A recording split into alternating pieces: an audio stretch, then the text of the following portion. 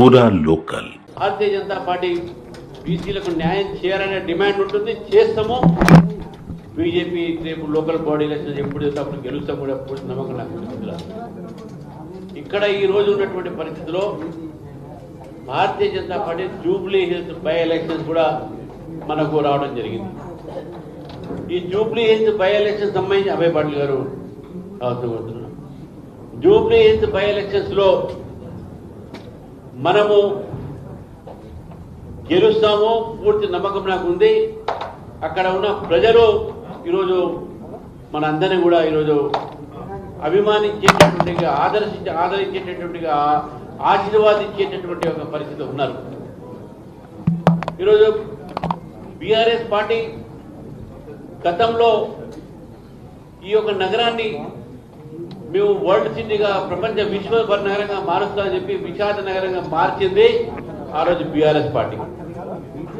ఈరోజు కాంగ్రెస్ పార్టీ యొక్క ప్రభుత్వంలో కూడా మనం పట్టణ ప్రాంతాలు చూస్తే, ముఖ్యంగా హైదరాబాద్ చూస్తే ఇక్కడ కూడా చాలా వరకు మనం చూసినాము. ఈ యొక్క హైదరాబాద్ నగరంలో వాన పడితే మ్యాన్ హోల్డర్ పడి యాక్సిడెంట్ కావడము, జనం చనిపోవడము, పిల్లలు చనిపోవడము, వైద్య నేరాలు తీస్తే రామంతపూర్లో 6 సజీవ దహనమైనటువంటి ఒక సందర్భం కూడా మనం హైదరాబాద్ చూసినాం. భారతీయ జనతా పార్టీ ఈ 2 పార్టీలు కూడా హైదరాబాద్ నగరాన్ని వీళ్ళు నిర్లక్ష్యం చేశారనే విషయాన్ని గుర్తుపెట్టుకోవాలి. ఈరోజు జూబ్లీ హిల్స్ ప్రాంతం కూడా వెనకబడి ఉన్నది. ఈరోజు ఓట్ల రాజకీయాల కోసం ఈరోజు మజ్లీస్తో కలిసి వాళ్ళ కాళ్ళకు దండాలు పెట్టి ఓట్ల కోసం ఈరోజు 2 పార్టీలు ప్రయత్నం చేస్తూ ఉన్నాయి. ఈ 2 పార్టీలు కూడా ఈరోజు ఓట్లు అడిగేటువంటి నైతిక అధికారం లేదు. ఆర్టీసీ బస్సులు పెంచారు. బీఆర్ఎస్ పార్టీ ఏదో ఆర్టీసీ బస్సులు వాళ్ళేదో మాట్లాడుతూ ఉన్నారు. అసలు వాళ్ళకి అధికారమే లేదు. వాళ్ళు చేయబట్టి ఆర్టీసీలో ఎంతమంది ఇక్కడ ఆ రోజు సమ్మె చేస్తే శాలరీ లేకపోతే, జీతాలు లేకపోతే ఆత్మహత్య చేసినటువంటి పరిస్థితి చూసిన. ఆ రోజు నేనున్నా, అప్పుడు ఎమ్మెల్సీగా ఉన్నప్పుడు ఆ రోజు ఉన్నటువంటి ఆర్టీసీ మద్దతు పలికినాం.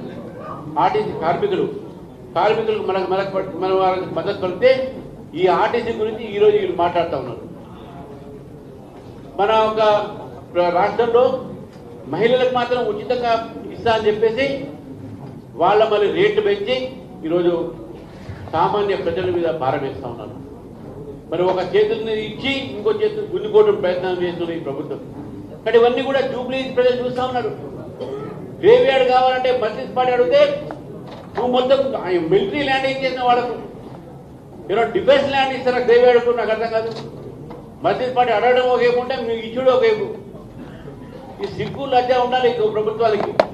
ఇవ్వడానికైనా నువ్వు నీ ప్రభుత్వం ల్యాండ్ ఇవ్వాలా? వేరే సెంట్రల్ గవర్నమెంట్ సంబంధించిన గవర్నమెంట్ ల్యాండ్ ఇస్తే ఎగ్జిస్టెంట్ డిఫెన్స్ ల్యాండ్ ఎర్రగడ్డల కాలనీ మధ్యన ఈరోజు శ్మశానం తీసుకొస్తున్నారు. జూబ్లీస్లో గుళ్ళు కూడా కొడుతున్నారు, టెంపుల్స్ కూడా కొడుతున్నారు, హిందువులకు రక్షణ లేకుండా చేస్తున్నారు జూబ్లీస్లో. అటువంటి ప్రయత్నాలు ఈరోజు జూబ్లీస్ గెలవాల్సిన అవసరం ఉన్నది. భారతీయ జనతా పార్టీ కంకణం కట్టుకుని జూబ్లీస్ గెలుస్తాము అనేటువంటి ప్రచారం కాబట్టి దానికోసం ఈరోజు మన జూబ్లీస్ ఒక ప్రయత్నం చేస్తాం. ఒక 2-3 రోజుల్లో క్యాండిడేట్ డిక్లేర్ చేస్తాం. అది కూడా అవుతుంది దానికి. కానీ ఈరోజు అక్కడ మనం భారతీయ జనతా పార్టీని గెలిపించేటువంటి ప్రయత్నం చేయాలి.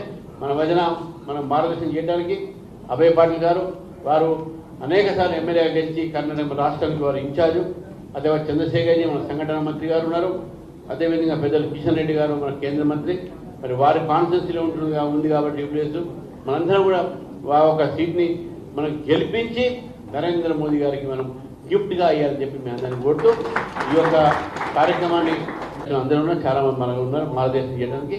వాళ్ళందరూ కూడా మనని చెప్పేసి ఎవరు కూడా సమయం ఒలిగి ఈరోజు Majlis party, Congress party, BRS party మధ్యన ఉన్నటువంటి ఒక నెక్సెస్, పొలిటికల్ నెక్సెస్ ఏతుందో, ఇవాళ మధ్యన ఉన్నటువంటి సంబంధాలు ఏతున్నాయో అవన్నీ కూడా బట్టబయలు చేసి ప్రజలకు తెలవాల్సిన అవసరం ఉంది. బీజేపీ జూబ్లీ ప్రజలు కూడా నేను కోరుతా ఉన్నాను.